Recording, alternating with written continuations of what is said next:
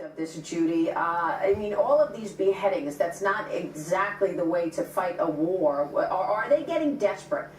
I wish they were getting desperate. I think what we've seen in this latest gambit, the beheading of the second Japanese citizen, is that they have managed to put Jordan on the spot.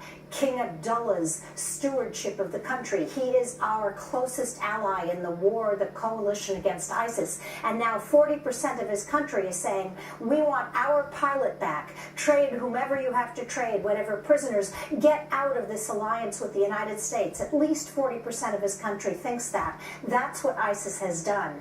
It has set up a dynamic within Jordan that this is no longer over the beheading of a pilot who's very popular from a major tribe. It is now an issue of whether or not it's a referendum on whether or not Jordan ought to be in a coalition with us. But now the terrorists know that, okay, we can negotiate. I mean, we just did a whole swap, Paul Bergdahl, for 5 terrorists, which, by the way, they've gone back to militant work at this point. And everybody predicted they're going to do that. The bottom line is we should never negotiate, our allies should never negotiate. Anyone that's captured, you have to assume the worst is going to occur. As terrible as it is, the beheadings, it is terrorism. That's what they're trying to do. They get on the internet, they're in every paper in the country. They are creating a great fear factor by beheading one person. Hundreds of people are killed every month in those parts of the world, but the beheadings are really the worst of terrorism.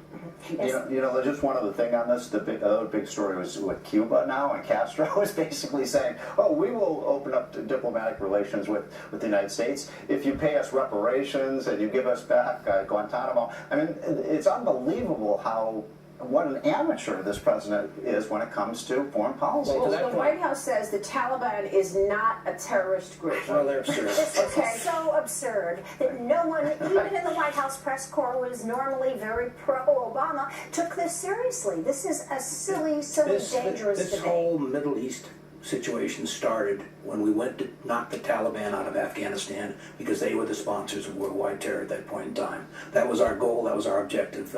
Maybe we should have stopped there, but we didn't.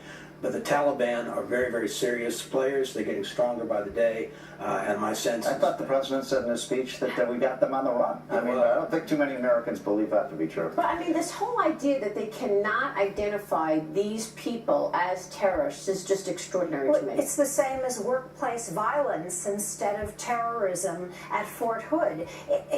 President Obama thinks that if he doesn't call it what it is, it's easier to deny. But the fact of the matter is you cannot fight an enemy you refuse to identify. All right, quick break, and then the one thing to watch for the week ahead and the weeks ahead on Sunday Morning Futures with our panel. We'll be right back.